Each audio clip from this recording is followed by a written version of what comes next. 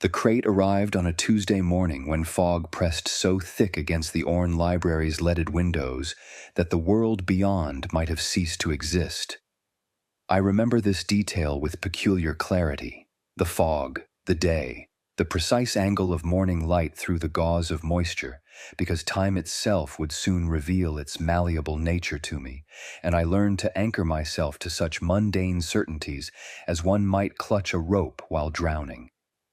I had worked as senior archivist at the Orne for 11 years, long enough that the particular smell of each sub-basement corridor had become as familiar as the rooms of my childhood home: the sweetness of decomposing binding glue in the east wing, the sharp mineral scent where groundwater seeped through the foundation stones, the curious mixture of lamp oil and dried roses that haunted the Victorian manuscript vault. My days consisted of cataloging, preservation, and the careful dance of humidity, control that kept our collections from succumbing to New England's perpetual damp. It was work that suited my temperament: methodical, solitary, devoted to the preservation of knowledge that few would ever seek. The morning started unremarkably. I arrived at 7:30, as was my custom, entering through the staff door while the campanile bells still echoed their bronze warnings across campus. The receiving clerk, Morrison, stood beside a wooden crate that hadn't been there the evening before. It sat askew on the loading dock, as if the delivery crew had abandoned it hastily. The wood was old, not shipping crate pine, but something denser, darker, with grain that seemed to shift when viewed obliquely. Iron bands circled it at irregular intervals, their surfaces pocked with corrosion that suggested decades of storage in conditions I couldn't immediately identify. Morrison held the manifest at arm's length, squinting through his bifocals. "No shipping label," he said, his voice carrying that particular Boston flatness that never quite acknowledged surprise. "Just appeared overnight. Security footage shows nothing. Camera went dark from 2:17 to 4:43. I examined the crate more closely. A wax seal, cracked but still partially intact, bore the Miskatonic University crest, or rather, a version of it I'd never seen, with additional symbols worked into the shield's quarters. Below this, pressed deep into the wood itself, was another glyph: 3 interlocking triangles that seemed to pull at my vision, creating an optical effect I found immediately unsettling. The wood around this mark was darker, as if burned from within. "The registrar won't sign for it," Morrison continued, pulling his cardigan tighter despite the morning's warmth. "Says it's not on any acquisition schedule, but the dean—" He handed me a folded note on the dean's personal stationery, the paper still warm from recent handling. The message was brief, written in Blackwood's cramped hand: "Private handling. Sub-basement 3. No public entry. Assign permanent custodian. Suggest M. Whitmore. Full liability documentation required." Below this, almost as an afterthought: "Time sensitive. No delays." I knew sub-basement 3 well. It was our deepest level, carved from bedrock in 1892 when the library's original foundation proved insufficient for its growing collection of materials deemed sensitive by university administration. The air down there never quite circulated properly. It pooled in corners like standing water, carrying scents and sounds from other parts of the building through the ventilation system's peculiar acoustics. We stored materials there that required special handling: grimoires bound in suspicious leather, astronomical charts that depicted constellations visible from no earthly latitude, correspondence between certain faculty members and individuals whose names appeared in no directory. I signed the liability forms, 3 copies, 1 for records, 1 for the dean, 1 for my own files, and arranged for 2 porters to help move the crate. They were undergraduate work-study students, Martinez and Chen, both reliable and, more importantly, incurious. We maneuvered the crate onto a reinforced hand truck, its weight far greater than its size suggested. The wood groaned as we tilted it, a sound oddly reminiscent of ship's timbers flexing in heavy seas. The freight elevator descended with reluctant mechanical precision, its cables singing a diminishing note that seemed to continue even after we'd stopped. The temperature dropped 10 degrees between the first basement and the second, another 15 by the time we reached 3. Our breath misted in the yellow glare of the industrial lighting. The porters shifted uneasily, and I didn't blame them. The walls down here were original construction, blocks of local granite that sweated condensation regardless of season, their surfaces carved with the names and dates of long-dead benefactors whose philanthropy had purchased this particular darkness. Room 317 had been cleared in advance, its previous contents, a collection of survey maps from the Dunwich expedition of 1928, relocated without explanation. The space was small, perhaps 12 by 15 feet, with a single work table, 2 chairs, and industrial shelving bolted directly into the stone. A new lock had been installed on the door, its brass still bright against the aged wood. I had the only key. Once we'd positioned the crate in the center of the room, I dismissed the porters with instructions to forget the delivery. Chen laughed nervously. Martinez just nodded and left quickly, pulling Chen with him. I heard their footsteps accelerate in the corridor, taking the stairs rather than waiting for the elevator. Alone with the crate, I began my examination properly. The wood was cedar, but of a variety I couldn't identify, the grain too tight, the color wrong for any North American species. The iron bands were hand-forged, their hammer marks irregular but deliberate, forming patterns that might have been decorative or might have served another purpose. The wax seal, upon closer inspection, contained flecks of something that caught the light like mica, but when I touched it, the sensation was organic, almost warm. I retrieved my tools from the conservation lab, scalpels, probes, brushes, cotton gloves, and a camera to document each stage of opening. The crate's construction was unusual, no visible nails. The boards fitted together with a precision that suggested Japanese joinery techniques, though the style was something else entirely. I photographed every angle, then began working at the seams with a thin palette knife. The first board came loose with a sound like ice cracking on a pond. Underneath was a layer of what I initially took for velvet, but realized was some kind of preserved moss, still faintly green despite what must have been years of storage. Beneath this, wrapped in sheets of what proved to be human vellum, I tested a fragment later, the proteins were unmistakable, lay the contents that would reshape my understanding of reality's fundamental structure. 3 distinct categories of objects presented themselves. First, a codex bound in leather of uncertain origin, its covers decorated with the same triangular motif from the crate's exterior, but rendered in what appeared to be gold leaf that had somehow not tarnished. The binding was European in style but executed with techniques I'd never encountered, the signatures sewn with a thread that refracted light unusually, creating small rainbow patterns where it caught the overhead fluorescence. The book was heavy, perhaps 15 pounds, its pages edged in a metal that wasn't quite silver, wasn't quite platinum. Second, 5 scrolls wound on spindles of yellowed bone. Human femurs, I suspected, though carved down to nearly impossible thinness. The parchment was extraordinarily well preserved, its surface covered in columns of text that shifted between scripts, some passages in Greek, others in what might have been Aramaic, and substantial sections in something that preceded any alphabet I knew. The ink hadn't faded. If anything, it seemed to grow more distinct the longer I looked at it, as if my attention somehow activated its pigments. Third, 9 slate tablets, each roughly the size of a sheet of letter paper but nearly an inch thick. The stone was black, shot through with veins of some crystalline material that created natural frames for the carved text. The carving itself was impossibly precise, lines thinner than human hair, yet deep enough to catch shadow. The script was consistent across all 9 tablets, maintaining such perfect regularity that I initially assumed they'd been machine-etched. But under magnification, I could see the microscopic variations that indicated hand carving by someone with superhuman precision. I began with standard documentation procedures, photographing each item in situ before removal.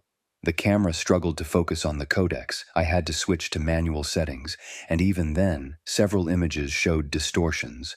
Not blurring, but a peculiar stretching effect, as if the book occupied more space than was visible.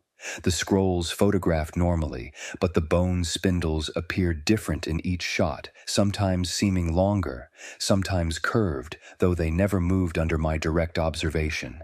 The tablets presented their own challenges. The carved symbols wouldn't reproduce clearly in photographs.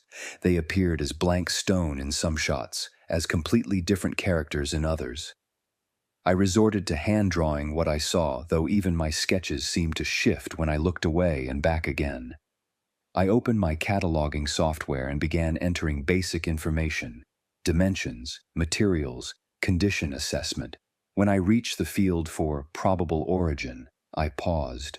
A folded paper tucked into the crate's lid offered the only clue: a handwritten note in fountain pen, the ink brown with age. Recovered from the Peasley estate, Hamilton, Mass., 1917. Original provenance claimed as Pnakotus, ref. The Pnakotic Manuscripts. See archived correspondence, N.W. Peasley to Dr. Armitage, Miskatonic Special Collections. Classification, non-human origin, retain off ledger. E. Armitage, Emeritus. I knew the name Armitage from library history. He'd been head librarian during the tumultuous 1920s when several faculty members had disappeared under circumstances the university still wouldn't discuss. His portrait hung in the reading room upstairs, those painted eyes seeming to follow patrons with what I'd always taken for artistic technique, but now suspected might be something more deliberate. The reference to Pnakotic Manuscripts triggered a memory from my doctoral research years ago. I'd encountered the term in marginalia within a water-damaged copy of the Pnakotic fragments, a text most scholars considered a 19th century forgery. The margin note, in cramped Latin, had suggested that the fragments were merely corrupted excerpts from a complete manuscript that documented the true chronicling of temporal custody. I dismissed it as the fantasy of an overzealous occultist. Now, facing these objects, that dismissal seemed premature. I began with the codex as it appeared most stable. The covers opened easily, too easily, as if the book wanted to be read. The pages were neither paper nor vellum, but something between, with a texture like extremely fine leather that had been somehow crystallized. Text covered every page in multiple scripts, some overlapping others in palimpsest-like layers. Marginal notes in various hands crowded the edges, some in modern English, others in Latin, Greek, Arabic, and languages I couldn't identify. The first comprehensible section I found was in Latin, headed De Temporibus Custodiendis, on the custody of times. What followed was a philosophical treatise that began sensibly enough, discussing time as a river with multiple channels, but quickly devolved into mathematical formulas that hurt to follow with my eyes. The symbols weren't quite standard mathematical notation. They incorporated elements that suggested movement, as if the equations themselves were dynamic rather than static representations. I attempted to read one formula aloud, sounding out what seemed to be phonetic annotations beside the symbols. The fluorescent light above my table flickered, not unusual in the old building, but my voice recorder, running continuously since I'd opened the crate, showed something peculiar. The timestamp jumped forward by 2 minutes mid-recording, with no break in the audio file itself. When I played it back, my voice continued seamlessly through the jump, as if those 2 minutes had simply been excised from local time while the recording continued in some other temporal frame. I repeated the phrase, this time watching my wristwatch. The second hand stuttered, moved backward 3 seconds, then resumed normal motion. The wall clock showed the same displacement, but the timer on my phone, lying on the table, showed no disruption at all. The implications were staggering and, from a purely scientific standpoint, impossible. Yet the evidence was reproducible. I conducted 6 more trials, each time documenting the temporal displacement with multiple timing devices. The effect was consistent but localized. Only mechanical timepieces within roughly 3 feet of the codex showed the anomaly. I moved to the tablets, hoping for context. The first tablet's text was largely indecipherable, but someone had penciled translations between the carved lines. The handwriting was American, probably from the 1920s based on the letter formations. The translations were fragmentary but disturbing. The layers of event custody, as maintained by those who went before. Each moment stored as discrete entry in the greater catalog, warning against paradox through duplicate anchor points. The necessity of witness binding for any alteration, penalties for unauthorized access to archived presence. The second tablet was more procedural, laying out what appeared to be instructions or regulations. The translations here were more complete. The custodian must maintain singular presence across all accessed strata.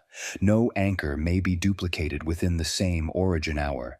Entry to a stratum requires 3 components: a physical anchor to the origin layer, a testimonial key, spoken or inscribed, and acceptance of liability for all consequent alterations.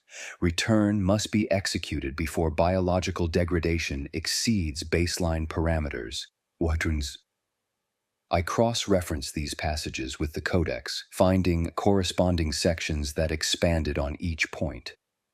The book seemed to be equal parts instruction manual and legal document, describing a system for accessing what it called archived temporal strata, essentially parallel timelines that could be entered and observed, possibly even altered, though the warnings against doing so were severe and repetitive. The third tablet introduced a concept that made my hands shake as I transcribed it: the proliferation of strata through observation. Each time a custodian accessed a layer, the text suggested that access created or revealed additional layers, variations spawned by the very act of observation. The mathematical progression was exponential. The tablet's final lines, translated in what appeared to be Armitage's own hand, read, "When local strata exceed 256 variations, confluence becomes mandatory. A witness must be bound to serve as living index. The mathematics are inviolable." I set down my pen and walked to the door, needing suddenly to confirm that the corridor beyond still existed as I remembered it. It did, the same water-stained ceiling tiles, the same humming ventilation, the same distant drip of condensation from a pipe that had leaked since before I'd started working here. But when I returned to the table, I found that I'd already written another full page of notes in my journal. Notes I had no memory of making, in handwriting that was undeniably mine. The new notes described something called an index vessel, defined as a human custodian modified to serve as a living concordance for temporal variations. The process was irreversible. The vessel would experience all accessed strata simultaneously. Their consciousness spread across multiple presents like light through a prism. The notes included a warning. The vessel retains memory continuity but loses temporal singularity. They become the path itself. I checked the security footage from the room's single camera. It showed me writing continuously for the past hour, never leaving the table, never walking to the door. Yet I distinctly remembered that walk, the feel of the doorknob under my hand, the cooler air of the corridor. Both memories felt equally real, equally present in my mind. The scrolls, when I finally dared to examine them, contained what I can only describe as case studies. Each scroll documented a different incident involving temporal manipulation. The first described an event in Salem in 1692. Not the witch trials, but something that happened parallel to them, hidden within their drama. Someone had attempted to alter the trial outcomes by accessing an earlier stratum and removing key evidence. The attempt had failed, but it had created what the scroll called a variance cascade, dozens of slightly different versions of Salem existing simultaneously. most invisible to their inhabitants, but occasionally bleeding through in the form of contradictory testimonies and impossible alibis. The second scroll detailed an incident at Miskatonic University itself in 1908. A professor of mathematics named Upham had discovered a method for calculating what he called temporal adjacency, essentially determining which historical moments existed in easily accessible parallel strata. He'd used this knowledge to conduct experiments, small alterations to test his theories. The scroll's account ended abruptly with a note that Upham had exceeded authorized access and had been removed from all strata as per Protocol 7. The university records, I knew, listed Upham as having died in a laboratory fire that same year. As I worked through the afternoon, translating what I could, cross-referencing between the various texts, a pattern emerged. These were not mystical documents in the traditional sense. They were technical manuals for a technology that operated on principles outside conventional physics. The triangular symbols weren't decorative. They were functional components of a system that treated time not as a linear progression, but as a vast archive that could be accessed, read, and potentially edited by those with the proper tools and authority. But who had that authority? The texts referenced those who went before and the great race, terms that appeared in certain esoteric mythologies I'd encountered in my archival work. The Pnakotic Manuscripts, if that's truly what I was handling, were supposedly the records of a pre-human civilization that had mastered temporal manipulation to such a degree that they could cast their consciousness forward and backward through time at will. Most scholars dismissed such claims as fantasy, the product of too much time spent with theosophist texts and pulp fiction. But the evidence before me suggested otherwise. I decided to test the simplest procedure described in the tablets, what was called a local observation, essentially looking into an adjacent stratum without fully entering it. The process required establishing what the text called an anchor point, a physical object that existed in both the origin timeline and the target. I chose my library ID badge, reasoning that it was unique enough to serve as a singular reference point. Following the instructions, I drew a triangle on the floor with chalk from the conservation lab, placed the codex at its center, and set my ID badge on top of the book. The activation phrase was given phonetically in the margin of the codex, 3 syllables that seemed to bypass my mouth and resonate directly in my chest cavity. I spoke them aloud. The effect was subtle at first, a shimmer in the air like heat distortion, but localized to the space within the triangle. Then the shimmer resolved into something like transparency, as if I were looking through clear water into another room occupying the same space. It was my workroom, but different. The table was oak instead of metal. The walls were freshly painted, and sitting at the table was a woman in a 1940s dress, carefully cataloging what appeared to be the same codex I was using. She looked up directly at me, and our eyes met across whatever dimensional membrane separated us. Her expression shifted from surprise to understanding to something like pity. She mouthed words I couldn't hear, then held up a note she'd apparently prepared for such an encounter. In block letters it read, Stratum 47. You are the 12th. Do not proceed without protection. The connection broke. I found myself gasping, my heart racing as if I'd run up all 3 flights of stairs from the sub-basement. The triangle on the floor was scorched, the chalk transformed into something like glass.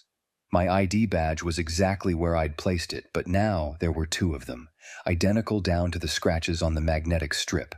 When I picked up the duplicate, it felt real, solid, warm to the touch. The computer system recognized both as valid when I tested them at the door scanner.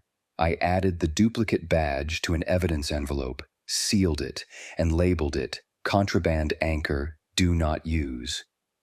The second tablet had been explicit about the dangers of duplicate anchors within the same temporal frame. I didn't fully understand the mathematics, but the warnings were severe enough that I took them seriously. The woman's note troubled me more than the duplication. 12th implied 11 others had already accessed these manuscripts, presumably creating their own variations and observations. And Stratum 47 suggested a proliferation of timelines far beyond what should have been possible from simple observation. If each access created new branches, and those branches were themselves accessed. I pulled up the university database and searched for previous custodians of Sub-Basement 3 materials. The records were surprisingly sparse, with several gaps that corresponded to years when the university had suffered various disasters, fires, floods, a typhoid outbreak in 1891.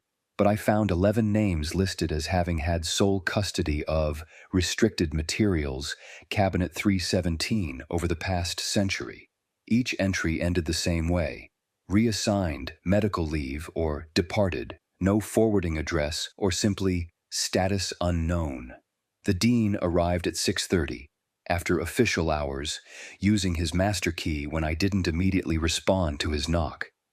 I'd been so absorbed in translation work that the sound barely registered until he was standing beside my table, looking down at the spread of documents with an expression I couldn't read.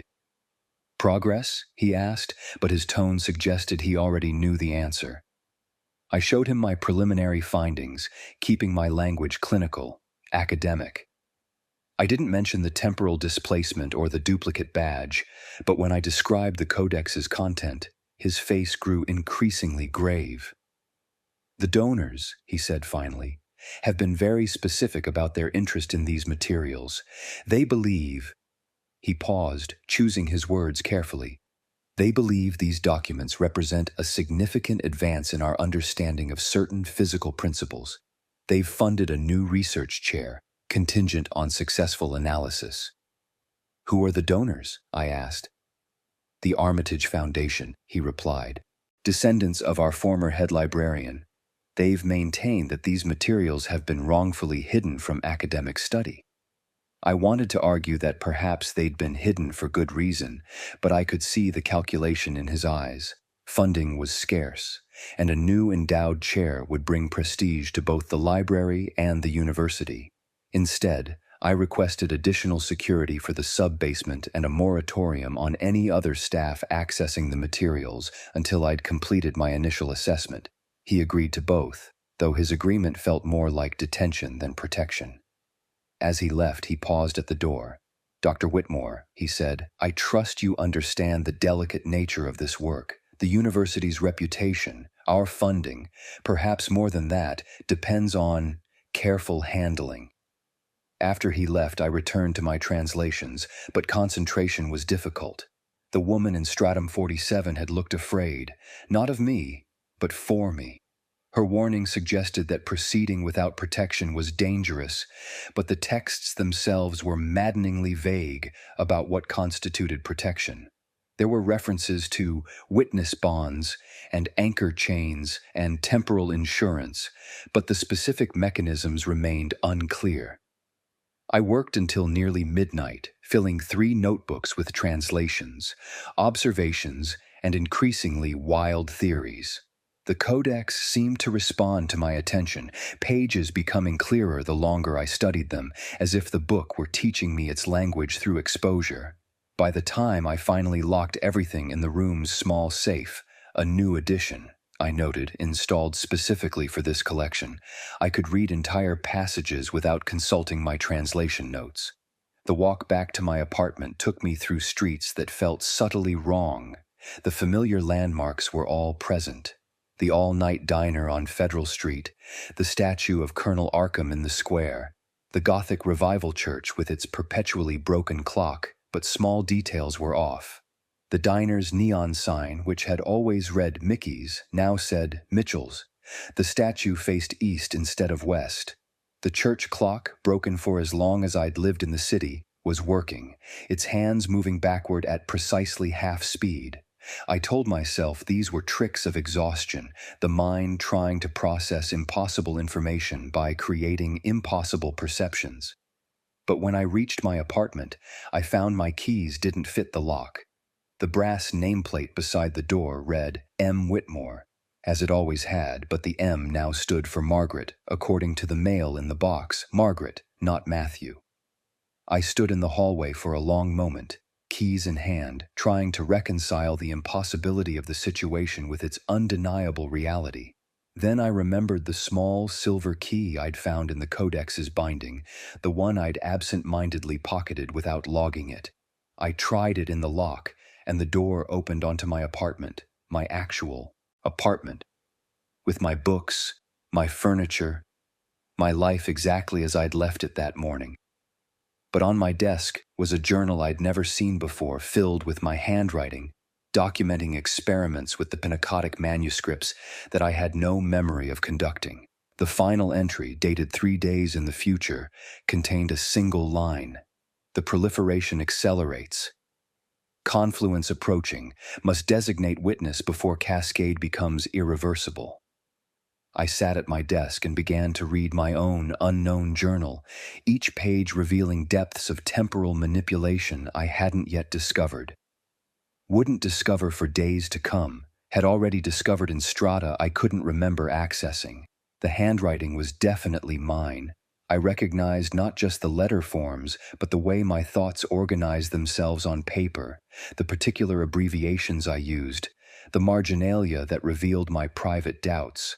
According to these notes, the danger wasn't in the manuscripts themselves, but in their observation. Each reading created new possibilities, new branches in the temporal structure, and I, or versions of me, had already created dozens of branches, each one spreading outward, interacting with others, creating interference patterns in the fabric of local space-time. The mathematics, sketched across several pages in increasingly frantic calculations, showed an exponential progression that would reach critical mass within weeks. The journal also contained protocols I hadn't found in the original materials, safety procedures developed through trial and error by versions of myself that had already suffered the consequences of unprotected exploration. Never access more than 3 strata in succession. Always maintain a physical anchor in the origin timeline. Never, under any circumstances, attempt to alter events observed in another stratum, as the cascade effects were unpredictable and potentially catastrophic. Most disturbing was a section titled "The Auditors," describing entities that existed between strata, monitoring temporal manipulations and enforcing rules I didn't yet understand.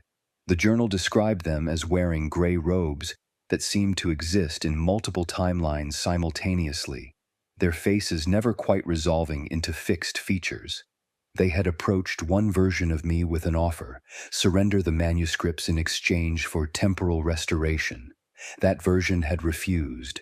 The entry after that refusal was blank except for a single word: consequence.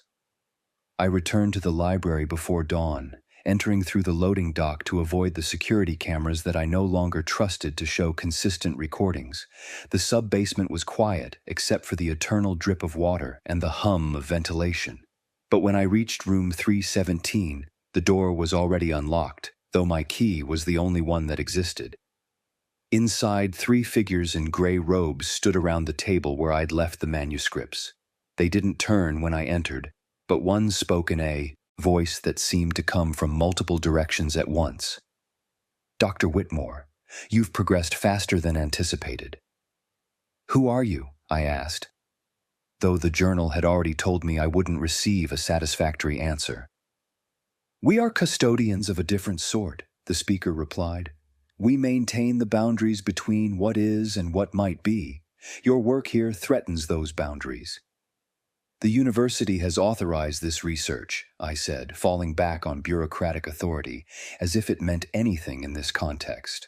"The university exists in one stratum," the figure said. "We exist in all of them.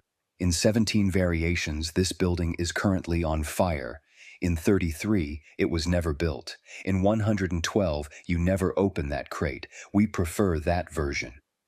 "But I did open it," I said. "In this stratum, yes, but trajectories can be adjusted.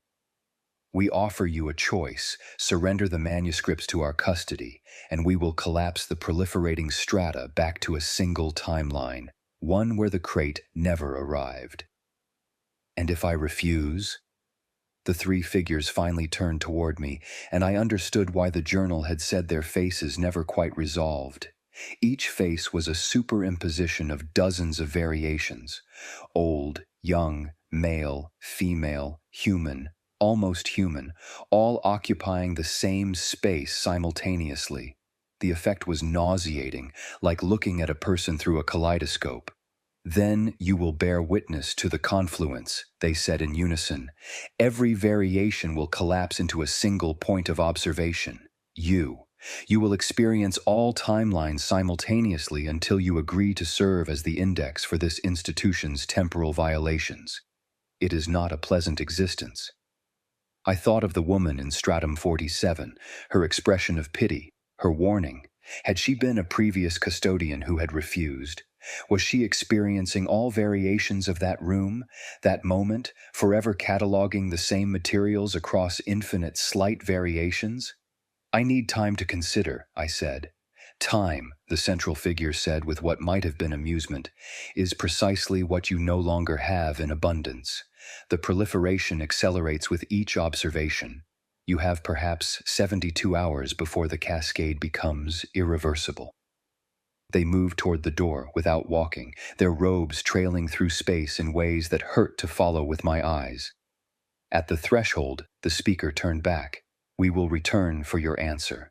In the interim, be cautious which strata you access. Some versions of yourself have already made regrettable choices." They left, but the room felt different in their wake. Charged, as if the air itself had been fundamentally altered by their presence. I sat at the table and opened the codex, finding new pages that hadn't been there before, or perhaps had always been there in another stratum. These pages were different from the others, written in modern English with a fountain pen I recognized, my grandfather's, which sat in my desk drawer at home. The pages were signed with my name and dated 40 years in the future. They described a world where temporal manipulation had become commonplace, but strictly regulated, where the university served as a training ground for temporal custodians who maintained the stability of local space-time. They described me as the founder of this program, the first to successfully navigate Confluence and emerge as a stable index. But they also described the cost: decades of experiencing multiple timelines simultaneously, the slow erosion of personal identity as I became more pathway than person, the isolation of existing partially outside normal temporal flow. The final entry was a warning to myself. The manuscripts want to be read. They seek custodians not to protect knowledge, but to propagate it. Each reader becomes a node in a network that spans all possible presence. We are not scholars. We are infrastructure. I closed the codex and sat in the fluorescent-lit silence of the sub-basement, feeling the weight of infinite variations pressing against the walls of a single moment. Somewhere in another stratum, I had already made my choice. Somewhere else, I had never found the manuscripts at all. But here, now in this particular thread of causality, I had 3 days to decide whether to become the path through which all possibilities flowed, or to let those possibilities collapse into chaos. I picked up my pen and began to write in my journal, documenting everything while I still experienced it as a single, linear narrative. Soon enough, if the manuscripts were to be believed, even that simple certainty would be a luxury I could no longer afford. The morning sun wouldn't reach the sub-basement, but somewhere above, the city was waking to what it believed was an ordinary Thursday. I envied that belief even as I prepared to shatter it, one observation at a time, until the very concept of ordinary became just another variable in an equation too complex for any single mind to hold. But I would try. God help me, I would try. The codex lay open before me, its pages infinite with possibility, and I began to read. The 72 hours following the auditor's ultimatum dissolved into a sequence of controlled explorations that taught me the true nature of temporal mechanics. Each foray into adjacent strata required increasingly complex preparations, not because the procedures themselves were difficult, but because the human mind resists experiencing multiple presents simultaneously. I developed a notation system first, assigning each observed stratum a designation based on its deviation from my origin point. S. Dojo represented my baseline reality, the one where I'd first opened the crate on that foggy Tuesday. S1 through S10 indicated minor variations, different paint colors in the sub-basement, alternative shelf arrangements, small changes to the building's architectural history. Beyond S10, the variations became substantive. S47, where I'd seen the woman in the 1940s dress, represented a timeline where the library had developed along entirely different administrative lines. The morning after the auditor's visit, I arrived at the sub-basement to find my workstation had multiplied. 3 identical tables now occupied room 317, each with its own copy of my notes, though the handwriting varied slightly between them. On the leftmost table, my penmanship slanted backward. The center table held notes in my standard hand. The rightmost showed a version of my writing that was almost mechanically precise, each letter formed with uncanny regularity. I chose the center table and began establishing what the future journal called a control framework. Using industrial chalk from maintenance, I drew 3 triangles on the floor, one at the door, architectural anchor, one beneath the table, documentary anchor. I placed my signed liability forms there, and one that I stood within while wearing my original ID badge, personal anchor. The duplicate badge remained sealed in its envelope, a violation waiting to happen. The Codex responded to this arrangement by displaying new text on previously blank pages. The writing appeared as I watched, letters forming from nothing in a script that borrowed elements from multiple alphabets.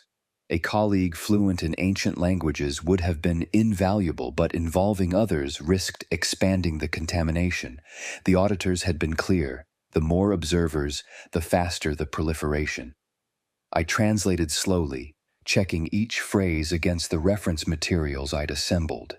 The new text described something called the Index Calibration Protocol, a process by which a human consciousness could be modified to perceive multiple temporal strata without psychological dissolution. The description was clinical, almost medical in its precision. Neural pathways would be restructured to process parallel inputs. Memory would be compartmentalized to prevent temporal paradox. The body would remain in the origin stratum while consciousness dispersed across accessible layers. The protocol required 3 elements: sustained physical contact with the Codex for no less than 6 hours, consumption of a specific compound described only by its molecular diagram, and the speaking of what the text called the acceptance litany, 13 phrases in the pre-human tongue that would bind the speaker to serve as a living index. I had no access to the compound, but marginal notes suggested alternatives. Previous custodians had achieved similar effects through prolonged fasting, sensory deprivation, or exposure to certain electromagnetic frequencies. One note, dated 1928, recommended the traditional method, mercury vapor and meditation. Another, from 1973, suggested LSD would suffice. I chose fasting as the least likely to cause permanent damage. For 36 hours, I consumed only water while maintaining constant contact with the Codex. The book grew warm under my hands, its temperature fluctuating in patterns that seemed deliberately timed. Text shifted on the pages, sometimes appearing in English, sometimes in languages I didn't recognize but somehow understood. By the 12th hour, I could read the pre-human script as easily as my native tongue. The hunger sharpened my perception in unexpected ways. Colors became more saturated. Sounds developed texture. The drip of water wasn't just audible but visible as ripples in the air. The fluorescent lights hummed in harmonics I'd never noticed, creating interference patterns on the walls that resembled the triangular symbols from the tablets. By the 24th hour, I began seeing overlap between strata without actively accessing them. Ghostly afterimages of alternative room configurations superimposed themselves on my vision. I watched phantom versions of myself working at tables that didn't exist in S0, taking notes on discoveries I hadn't yet made. One version looked haggard, aged beyond my years. Another appeared younger, as if temporal exploration had somehow reversed aging. A third version wasn't quite human anymore. The proportions were wrong, the movements too fluid, as if bone and muscle had been restructured for purposes I couldn't fathom. The 36th hour brought clarity that felt like drowning in reverse. Instead of losing consciousness, I gained too much of it. I could perceive 17 strata simultaneously, each one as real and present as my origin. I existed in all of them, making different choices, reaching different conclusions. In S3, I had already contacted external authorities about the manuscripts. In S15, the auditors had successfully claimed custody. In S23, the building above had collapsed from a structural failure I'd triggered by accessing a stratum where the foundation was different. I spoke the acceptance litany without conscious decision. The words emerged from 17 mouths across 17 variations, harmonizing in frequencies that human vocal cords shouldn't have been able to produce. The room resonated, not just S0's room 317, but every version of it across accessible strata. The codex absorbed the sound, its pages fluttering without any breeze, finally settling open to a diagram that hurt to perceive directly. The diagram showed branching paths spreading from a central node, each branch splitting into smaller divisions, those splitting again, creating a fractal pattern that extended beyond the page's physical boundaries. At the center, marked with my initials, was a node labeled Index Vessel, calibrated. Lines spread from it to every other point on the diagram, suggesting that I had become the connection between all observed strata. I ended the fasting with careful sips of water and a protein bar from the emergency kit I'd stashed in the room.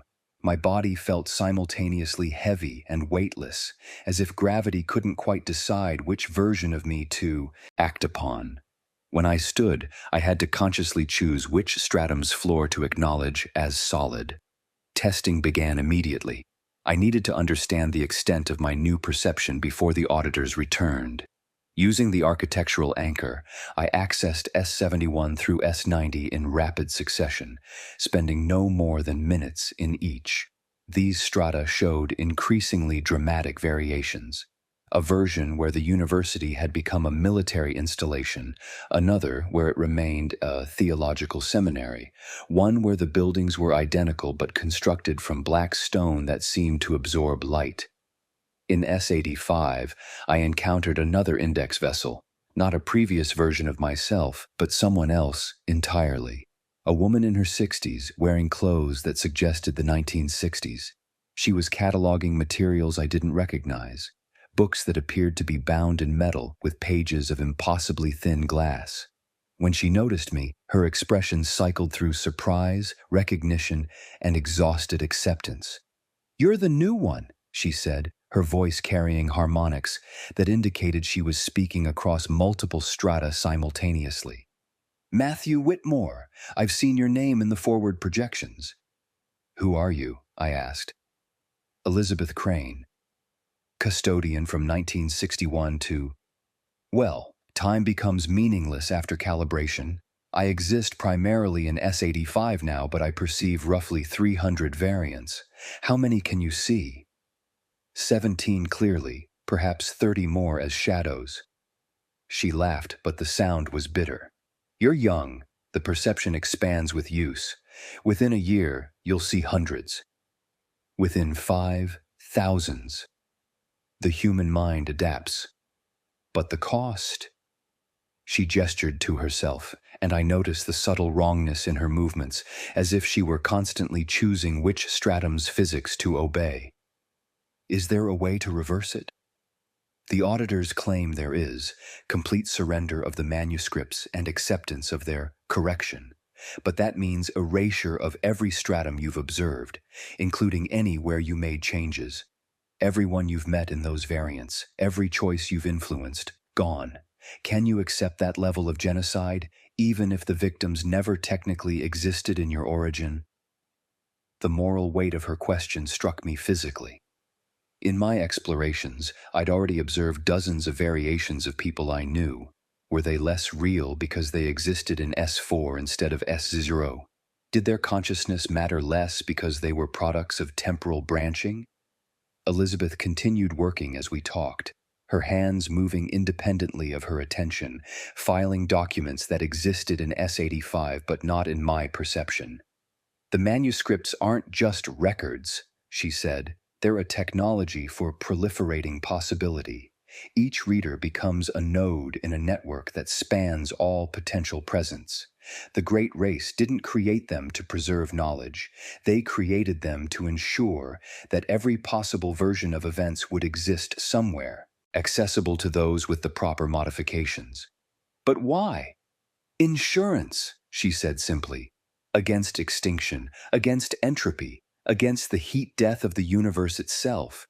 If every possibility exists simultaneously, then somewhere, in some stratum, survival is guaranteed. We're not custodians of books, Dr. Whitmore. We're gardeners tending an infinite garden of forking paths. She gave me a small device, a brass instrument that looked like a cross between a compass and an astrolabe. This will help you navigate once the stratum count exceeds what you can hold in conscious memory. The auditors won't approve, but they tolerate minor innovations that keep index vessels functional longer. I returned to S0 to find that 4 hours had passed, though I'd experienced perhaps 30 minutes in S85. The temporal differential was increasing. My notebook now contained entries describing experiments I would conduct over the coming days, each one pushing further into stranger strata. The dean arrived unannounced, using his master key when I didn't respond to his knock quickly enough. He found me standing in the center triangle, the codex floating 6 inches above my outstretched palms, a phenomenon I hadn't consciously initiated but which felt entirely natural in my current state. The donors are becoming impatient, he said, his voice carefully controlled. They want to see practical applications.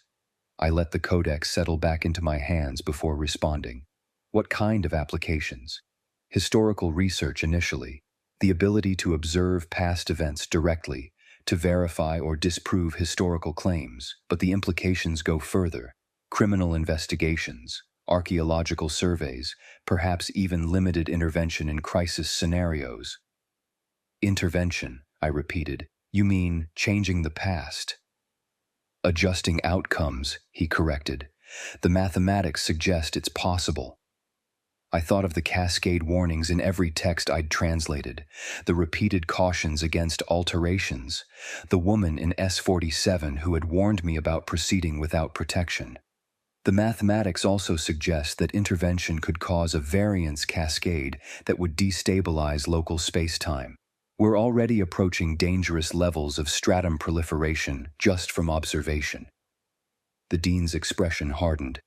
The university has invested considerable resources in this project. The Armitage Foundation has been generous, but their patience is not infinite. They expect results, Dr. Whitmore, tangible, applicable results. After he left, I spent hours mapping the connections between strata, trying to understand the pattern of proliferation. The brass instrument from Elizabeth proved invaluable. It could detect variance points where strata diverged, allowing me to track which observations had created new branches. The pattern that emerged was disturbing. Every major branch point corresponded to a moment when I'd made a choice about the manuscripts. Opening the crate had created the first split. Each translation created more. The index calibration had spawned dozens.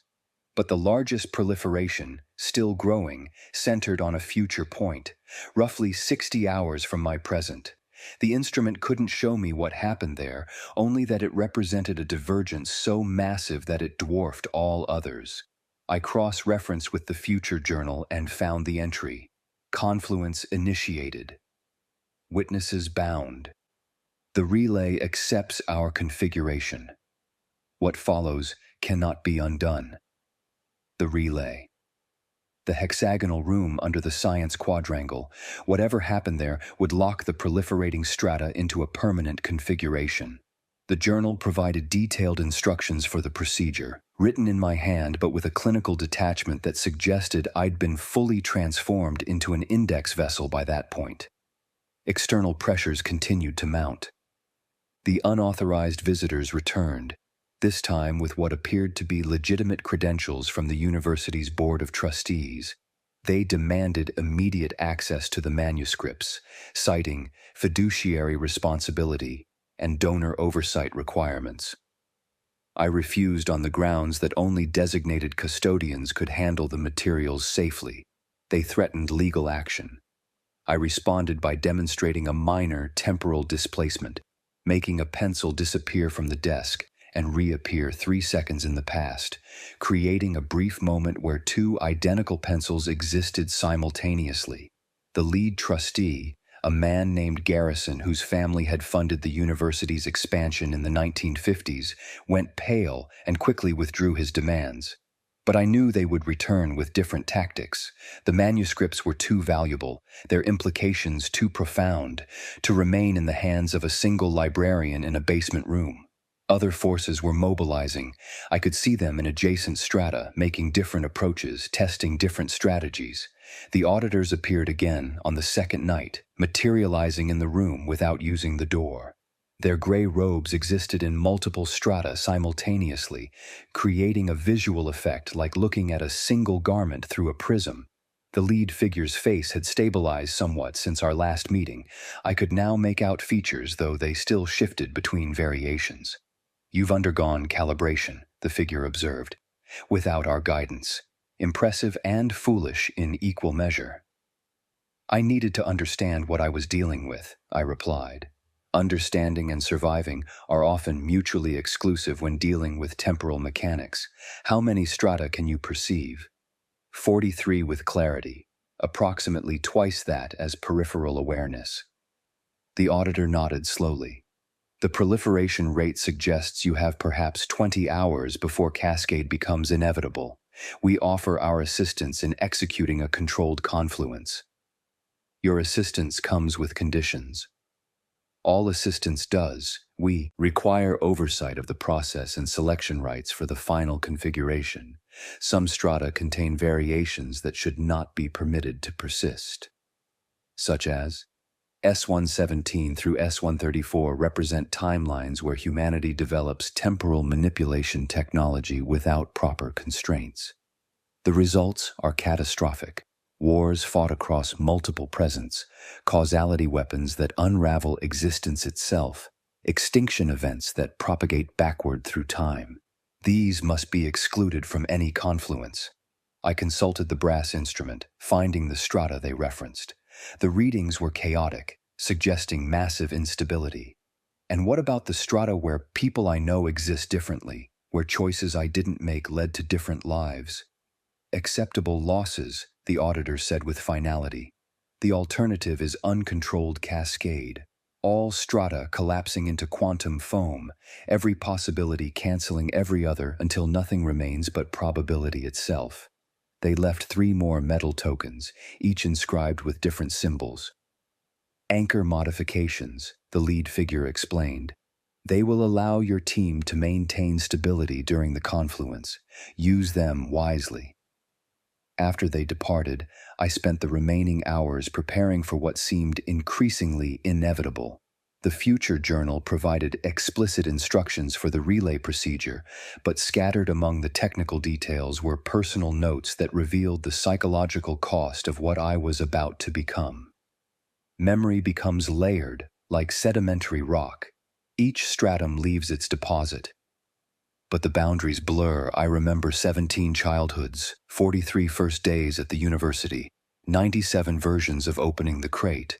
The original memories are there, marked with a special clarity, but distinguishing them requires constant effort. Another entry. Elizabeth was right about the perception expanding. I can now see 1,147 strata clearly, with peripheral awareness of approximately 10,000 more. The human brain shouldn't be capable of this. but the calibration has changed something fundamental in my neural structure. I am no longer entirely human, though I maintain the appearance. The final entry before the Confluence procedure was the most disturbing. I understand now why the Great Race created this technology. They weren't preserving the past. They were creating infinite presence, each one a potential escape route from their own extinction. We who serve as index vessels are the infrastructure of their survival, living bridges between possibilities. We are honored and cursed in equal measure. I gathered my team on the morning of the third day. The dean arrived first, looking haggard. He'd been fielding calls from donors and trustees all night. The conservator, Dr. Sarah Chen, brought specialized equipment for documenting whatever we might encounter. The two security officers, Thompson and Martinez, had been briefed on basic anchor protocol but knew nothing of the manuscript's true nature. I distributed the auditor tokens, explaining they were stabilization devices without elaborating on their origin. Each team member received specific instructions. The dean would maintain Anchor A at the entry point. Dr. Chen would manage Anchor B at the relay room entrance. Thompson and Martinez would share Anchor C in a neighboring stratum where they could observe without directly participating. The tunnel beneath the science quadrangle existed in most strata I could perceive, though its configuration varied. In some versions, it connected to a larger network of passages. In others, it ended at solid rock. The version we entered matched the specifications in the future journal, a straight corridor leading to the hexagonal room I'd discovered days earlier. The relay platform sat at the room's center, its surface inscribed with patterns that seemed to move when observed directly. 6 lever towers rose from the floor, each one corresponding to a different aspect of temporal configuration. The central pedestal waited for the codex, its recess perfectly sized for the book's dimensions.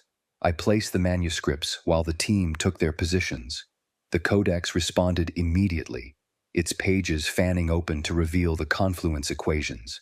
The notation hurt to read, not because it was complex, but because it described operations that human mathematics had no framework for. The equations existed in multiple dimensions simultaneously, their solutions varying depending on the observer's temporal position. Dr. Chen began documenting everything with both conventional cameras and instruments she'd modified based on my descriptions of temporal variance. The readings were extraordinary. The room existed in over 300 strata simultaneously, all slightly different but overlapping at this singular point. Thompson reported movement in the adjacent stratum he was monitoring. 3 figures in gray robes, but they're not approaching. They're just watching. The auditors had arrived to observe as promised. Their presence added weight to what we were about to attempt. I began the alignment procedure, adjusting each lever tower according to the codex's instructions. The first tower controlled temporal range, how many strata would be included in the confluence. The second determined focal points, which events would be preserved across all unified timelines. The third, through fifth, managed what the equations called variance boundaries, essentially how different the merged timelines could be while still resolving into a single reality. The sixth tower was different. Its setting would determine who served as the living index for the unified timeline, the consciousness that would experience all merged realities simultaneously, serving as the bridge between what was and what would be. The codex had already written my name on the designation line. I could change it, possibly designate someone else for the IA role, but who would I condemn to that existence? And did I have the right to make that choice for another? Dr. Whitmore, the dean called from his position, we're showing unusual readings on the university seismographs. Whatever you're doing, it's affecting things above ground. I checked the brass instrument. The confluence point was approaching rapidly, pulled forward by the sheer mass of proliferating strata. We had minutes, not hours. Everyone hold your positions, I commanded. Whatever happens, maintain your anchors. The stability of local space-time depends on it. I began the verbal component of the confluence, speaking the words that would initiate the merger. They weren't in any human language. The sounds bypassed normal vocal production, resonating directly from my chest cavity. The lever towers responded, their mechanisms engaging with clicks that echoed across multiple strata simultaneously. The room filled with light that wasn't quite light, a visible representation of possibility itself. I could see every version of this moment happening at once. Versions where I succeeded, where I failed, where the building collapsed, where reality simply ceased. All of them were equally real, equally present, waiting for the confluence to determine which would become the singular truth. The Codex rose from its pedestal, floating at the center of the convergence. Its pages turned rapidly, each one displaying different configurations of the unified timeline. I had to choose, not just which strata to include, but how to resolve the contradictions between them. In S15, the university had never acquired the manuscripts. In S23, I had destroyed them upon discovery. In S71, they had been public knowledge for decades. How could all these realities merge without causing paradox? The answer came from the Codex itself, writing new text as I watched. Paradox is a human concept. Reality is quantum. All states exist until observed, then collapse into a single configuration. The index vessel serves as the observer for all merged strata, maintaining the superposition through conscious will. I would have to hold all these contradictory truths in my mind simultaneously, forever. The very act of my observation would keep them from canceling each other out. "Warning," Dr. Chen called out. "We're detecting a massive energy buildup. The instruments are maxing out." The auditors moved closer in their stratum, their forms becoming more solid as the confluence approached its peak. I could hear them speaking, though their words came from no single direction. "Choose carefully, Dr. Whitmore. The configuration you select will determine the nature of reality for this entire region. Some choices preserve more than others." I thought of all the people I'd observed across different strata, the variations of my colleagues, the different lives they led, the choices they'd made or hadn't made. How many would cease to exist when the confluence completed? How many would never have existed at all? But the alternative was worse. Without confluence, the cascade would continue until reality itself dissolved into undifferentiated possibility. At least this way, something would survive. I made my choice. The confluence directive engaged with mechanical precision that belied its cosmic implications. Each lever tower responded to my adjustments with clicks that resonated across dimensional boundaries, their sounds arriving seconds apart as they traveled through different strata. The brass instrument from Elizabeth Crane showed the convergence accelerating, hundreds of timeline variants rushing toward a singular point of resolution. Dr. Chen's equipment screamed warnings in frequencies that made my teeth ache. "Electromagnetic distortion at 300% baseline," she called out, her voice steady despite the implications. "The building's steel framework is resonating. Above us, through thousands of tons of concrete and earth, the university's campanile bells began ringing without human intervention. Their bronze voices carried down through the tunnel, each tone arriving at slightly different intervals as sound waves navigated the collapsing boundaries between strata. The Codex rose higher from its pedestal, pages turning so rapidly they became a blur of text and symbol. Each page displayed a different potential resolution, worlds where the manuscripts had never existed, where they'd been public knowledge for centuries, where humanity had used them to achieve temporal mastery or had been destroyed by the attempt. The book was showing me every possible outcome, demanding I choose not just which would become real, but which deserved to become real. Thompson's voice crackled through dimensional static. "Multiple contacts in adjacent strata. It's not just the auditors, there are dozens of groups, all converging on this position." Through my enhanced perception, I could see them, corporate extraction teams from timelines where temporal manipulation had been monetized, military units from strata where the technology had been weaponized, academic consortiums from realities where the manuscripts were studied openly, and stranger groups whose purposes I couldn't fathom. beings that might once have been human, but had been modified by exposure to temporal energies until they resembled walking equations more than living creatures. All of them wanted control of the Confluence. The lever towers would determine which version of reality became dominant, and whoever controlled those levers would effectively reshape existence according to their vision.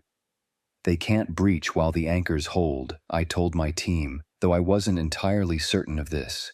The protection protocols in the manuscripts were clear, but they'd been written for a universe with far fewer active strata. The gray-robed auditor in the adjacent stratum stepped closer to the dimensional boundary. His face had stabilized into something almost human, an older man with eyes that reflected too many colors. "Dr. Whitmore, you're attempting to merge over 400 distinct timelines without proper authorization. The consequences are mine to bear," I interrupted. "The witness oath is spoken. The ledger has accepted my designation." "You don't understand what you're accepting. To serve as index vessel for this many merged realities, the human consciousness isn't designed for such strain. You'll experience every moment of every merged timeline simultaneously, every choice made and unmade, every life lived and unlived, all pressing against your awareness at once." The maintenance badge intruders made another attempt at the towers, this time using a device that looked like a tuning fork made of black metal. When they struck it against the floor, the sound created visible distortions in the air, ripples that bent light and seemed to eat at the edges of reality. Martinez intercepted them, grabbed the device, and threw it into a corner where it continued resonating, creating a growing sphere of visual static. "Anchor B is destabilizing," Dr. Chen reported. Her triangle was flickering, the chalk lines becoming intermittent as if they existed only part of the time. I threw her one of the auditor tokens. The metal triangle clicked into place at the center of her anchor point, and the chalk lines solidified, gaining an almost metallic sheen. The token was more than just a stabilizer. It was converting the temporary anchor into something permanent, something that would persist even after the confluence. The Codex's pages stopped their frantic turning, settling on a diagram that hurt to perceive directly. It showed the convergence point as a knot of impossible geometry, timelines twisting around each other in dimensions that human mathematics had no words for. At the center was a single line, straight and absolute, labeled with my name. I would be that line. My consciousness would become the thread that stitched all these realities together, preventing them from canceling each other out through paradox. The platform beneath my feet began to shift, its surface reconfiguring into patterns that matched the diagram. The triangular symbols weren't just decorative. They were functional components of a machine that operated on principles predating human understanding. The Great Race hadn't built this technology. They'd discovered it, learned to use it, and ultimately been consumed by it. A new voice spoke from no single direction, not the auditors, not any of the intruders, but something that seemed to emanate from the relay itself. "Witness recognized. Index vessel confirmed. Initiate final binding." The words bypassed my ears entirely, manifesting directly in my consciousness in a language that predated speech. This was the voice of the infrastructure itself, the automated systems left behind by whoever had originally constructed these relays. "Timeline selection. Required," the voice continued. "Display parameter. Preservation of sentient consciousness. Display parameter. Temporal stability. Display parameter. Causal consistency. Set priority hierarchy." The choice was more complex than I'd anticipated. Preserving the most sentient consciousnesses might mean selecting timelines where humanity had proliferated across multiple worlds, but those same timelines might be causally unstable. Prioritizing temporal stability might mean choosing realities where fewer people existed but where the laws of physics remained consistent. "Can you preserve memories across merged timelines?" I asked the voice. "Memory fragments can be distributed through quantum consciousness substrate. Subjects will experience partial recall of alternate histories as dreams, intuitions, or creative inspiration. Full memory preservation requires index vessel designation. The dean's voice carried down from Anchor A.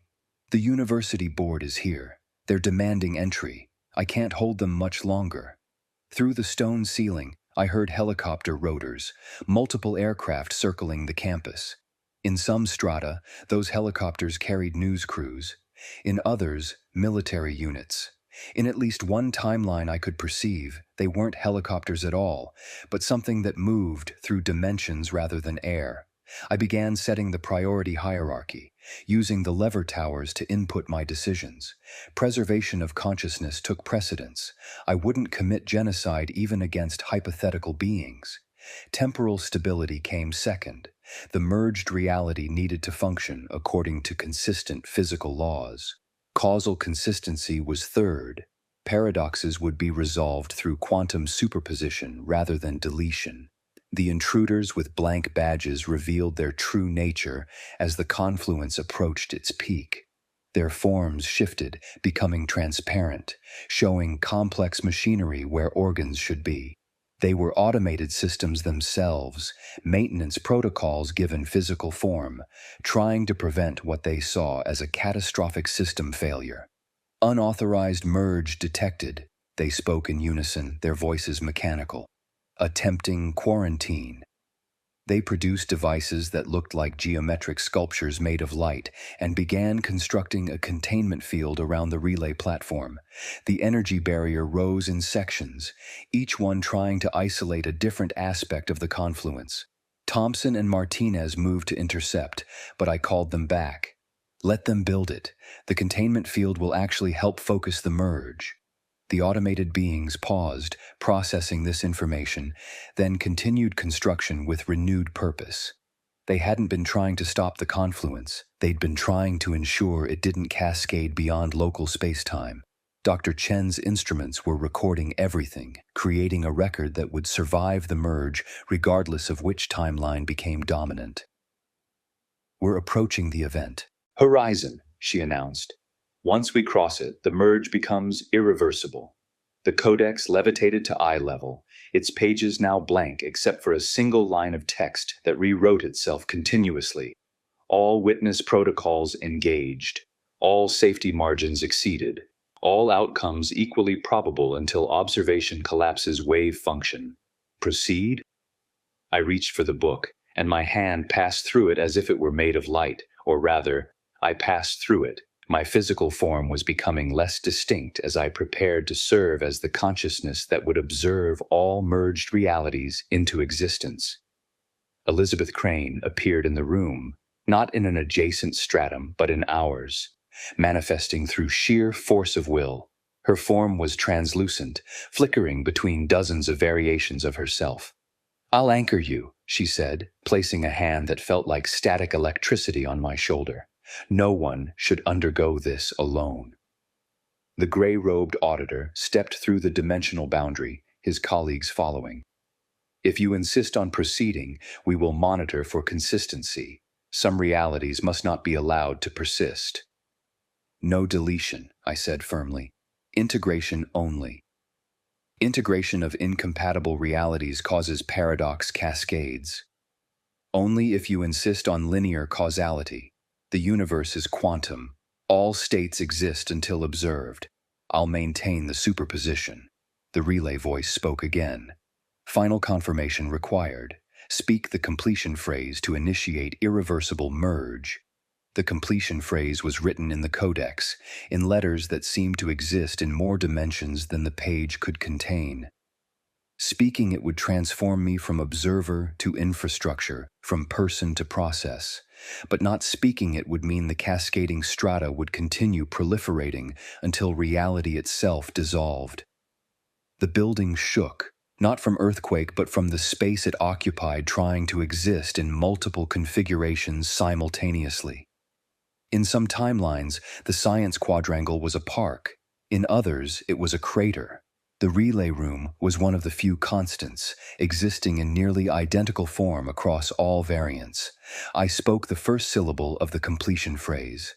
The sound emerged not from my throat, but from the atomic structure of my body, every particle resonating at once.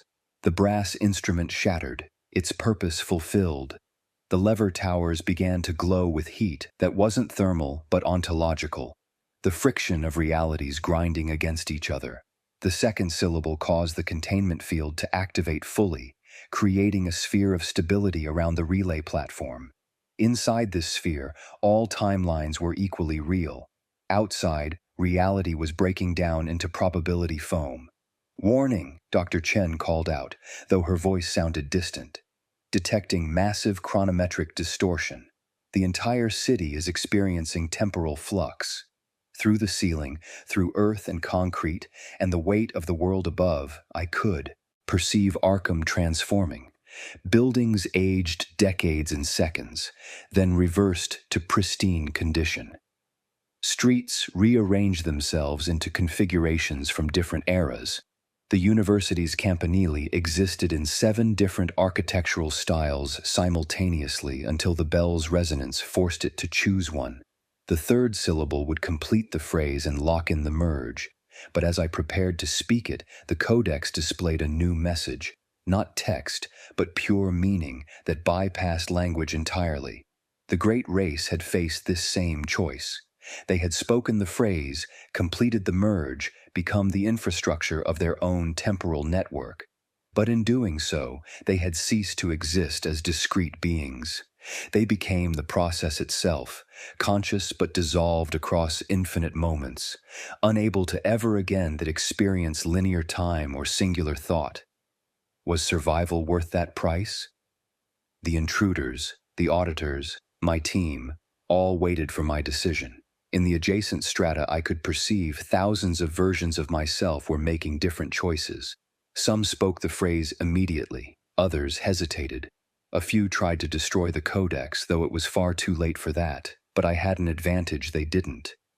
Elizabeth Crane's hand on my shoulder connected me to someone who had undergone a similar transformation and survived with her consciousness intact, if altered. Through that connection, I could feel the network of index vessels throughout history, hundreds of beings who had chosen to become living bridges between realities. Together, Elizabeth said, understanding my realization, no one maintains a superposition alone. The network shares the load. The auditor nodded slowly. That was not in the original specifications, but it could work. Distributed consciousness across multiple index vessels, each maintaining a portion of the merged timeline. I reached out through the connection Elizabeth provided, feeling other index vessels respond. The woman from S-47 was there, along with dozens of others I hadn't directly encountered. Each had undergone their own confluence, merged their own subset of realities. Together, we formed a nervous system for space-time itself. With their support resonating through the network, I spoke the final syllable. The merge didn't happen all at once. Instead, it rippled outward from the relay room like dropping a stone into still water. Each ripple represented a decision point where incompatible realities had to be reconciled. The codex served as the processing engine, taking my consciousness as the operating system, using the distributed network of index vessels as memory and support. I experienced every merged timeline simultaneously, not as separate streams of memory, but as a single, impossibly complex present moment. In this merged reality, the university had acquired the manuscripts through multiple channels. I had both opened and not opened the crate, the paradox resolved through quantum superposition that I actively maintained through conscious observation. The citizens of Arkham woke to a Tuesday that was subtly different from the one they'd experienced the day before. Most wouldn't notice the changes, a street that had always been there but they'd never noticed, a building that was older or newer than they remembered, a statue in the park that faced a different direction. Those with sensitive consciousnesses might experience strange dreams or moments of déjà vu, fragment memories from timelines that had been integrated rather than deleted. The relay platform solidified beneath me, no longer cycling through configurations. The lever towers retracted into the floor with a finality that suggested they would never emerge again. The containment field dissolved, its purpose served. My team stood at their anchor points, looking disoriented but whole. The dean checked his phone, frowning at messages that referenced events he didn't quite remember but which felt familiar. Dr. Chen's instruments showed readings that should have been impossible, evidence of multiple timelines existing in superposition, held in place by conscious observation. The codex remained in my hand, but its nature had changed. The pages were blank now except when I focused on them, at which point they would display any information from any merged timeline. It was no longer a record of temporal manipulation techniques, but a window into the merged history we'd created. The auditors remained for a moment longer, their forms more solid now that reality had stabilized. "The merge is acceptable," their leader said. 93% of sentient consciousnesses preserved. Temporal stability at sustainable levels. Causal paradoxes contained within quantum uncertainty boundaries. "What about the other 7%? I asked. "Distributed through the quantum consciousness substrate. They exist as potential rather than actual, but the potential remains accessible. No true deletions, as you requested. They departed through doorways that existed only for them, returning to whatever space between realities they called home." Elizabeth Crane squeezed my shoulder once more before her form began to fade. "Welcome to the network," she said. "The adjustment period is difficult. But you're never alone. We maintain reality together now." She dispersed into probability, returning to her own sector of the temporal network. The automated maintenance beings powered down, their purpose fulfilled. They collapsed into geometric shapes that folded in on themselves until they occupied no space at all. My team gathered around me, still processing what they'd witnessed. Thompson and Martinez looked shaken but resolute. Dr. Chen was already reviewing her recordings, trying to make sense of data that violated everything she thought she knew about physics. The dean cleared his throat. "The board members are demanding an explanation." "What do I tell them?" "The truth," I said. "That the manuscripts have been successfully integrated into the university's collection, that they're no longer dangerous because they're no longer separate from reality itself. The knowledge they contained has been distributed through the quantum substrate. Scientists will make breakthroughs they can't quite explain. Historians will have intuitions about the past that prove uncannily accurate. Artists will dream of worlds that never were but could have been." "And you?" Dr. Chen asked. "What happens to you now?" I looked at the codex in my hand, feeling its connection to every book in every library in every merged timeline. "I continue my work as an archivist, but now I'm archiving reality itself, maintaining the catalog of what is and what was and what might have been." We returned through the tunnel to find the university subtly transformed. The sub-basement had additional rooms that had always been there, filled with collections that represented the integrated knowledge of multiple timelines. The Orne Library's holdings had impossibly expanded, though the catalogs showed it had always been this extensive. In my office, which was now on a different floor than I remembered but exactly where it had always been, I found a letter waiting. It was from the Armitage Foundation, thanking me for my successful integration of their donated materials and announcing the establishment of a new research chair in temporal studies. The letter was dated 3 days ago, though I'd only completed the merge minutes before. The phone rang. It was the city clerk, calling to thank the university for the historical documents we'd provided. She didn't remember requesting them, but the records showed she had, and they'd resolved a long-standing dispute about the city's founding date. Apparently, Arkham had been founded on multiple dates simultaneously, and the merged documentation proved all of them were correct. Over the following days, I learned to navigate my new existence. My consciousness existed primarily in the merged reality, but I could perceive all the integrated timelines like looking at a painting from different angles. The memories of choices I hadn't made were as clear as those I had, held in superposition by my continued observation. The codex never left my presence. It couldn't, as we were now fundamentally linked. Through it, I could access any information from any merged timeline. answer questions that had puzzled historians for generations, provide solutions to problems by drawing on the knowledge of realities where those problems had already been solved. But the cost was constant vigilance. Every moment required conscious observation to maintain the superposition. If I ever stopped observing, even for an instant, the merged realities would collapse into chaos. The network of index vessels helped, sharing the load, but the responsibility was ultimately mine for this sector of space-time. Students and faculty passed me in the halls. Without knowing, they were walking past a living cornerstone of reality.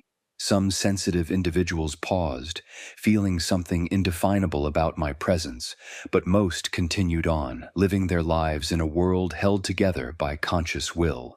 The manuscripts themselves dissolved into quantum foam once the merge was complete, their physical form no longer necessary. The knowledge they'd contained was now part of reality's source code, accessible to those who knew how to look.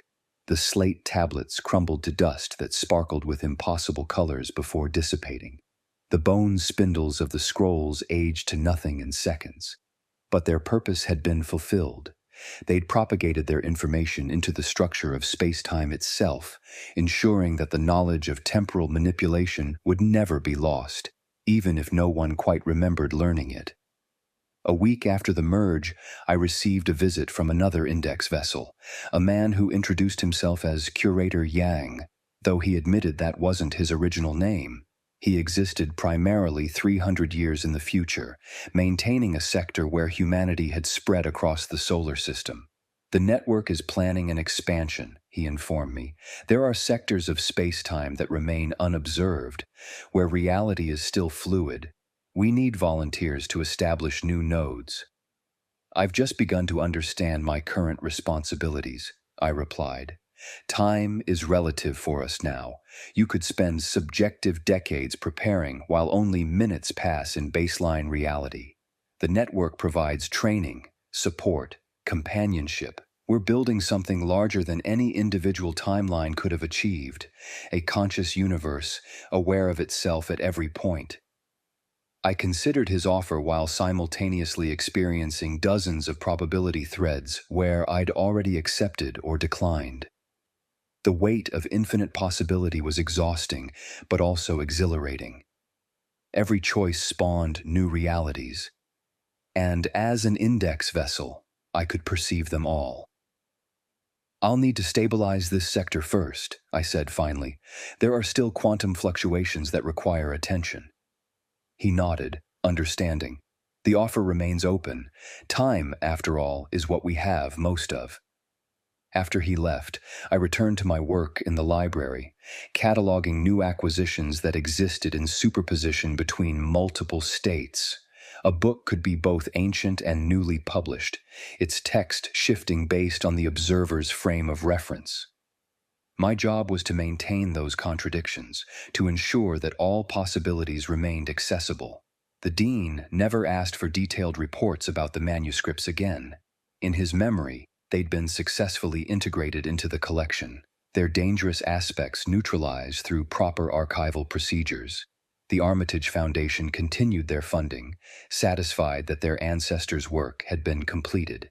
But late at night, when the library was empty except for the whisper of turning pages and the hum of climate control, I would sit with the blank codex and observe the merged timelines spreading out like a vast tree of possibility. Each branch was real, each choice meaningful, each moment preserved in the quantum substrate of consciousness. I had become what the great race had feared to become, not human anymore, but not lost either. I was infrastructure with awareness, a process with personality, a function that could still feel. The manuscripts had achieved their purpose, spreading their infection of possibility throughout local space-time. And somewhere, in a timeline I could perceive but not access, another archivist was opening a crate that had arrived on a foggy Tuesday morning. I watched them begin their journey toward their own confluence, knowing that the network would grow, that reality would become ever more complex, ever more aware of itself. The codex pulsed warm in my hands, its blank pages holding infinite potential. I was no longer Matthew Whitmore, archivist. I was a node in the network of observation that held reality together, a willing prisoner of perspective, a guardian of the impossible coherence that allowed the world to exist in all its contradictory glory. The fog pressed against the library windows, thick and impenetrable, just as it had on that first morning. But now I knew it wasn't hiding the world beyond. It was the space between worlds, the medium through which all possibilities flowed. I opened the codex to a blank page and began to write, documenting this moment across all its variations, adding my thread to the infinite weave of what is, what was, and what always might be.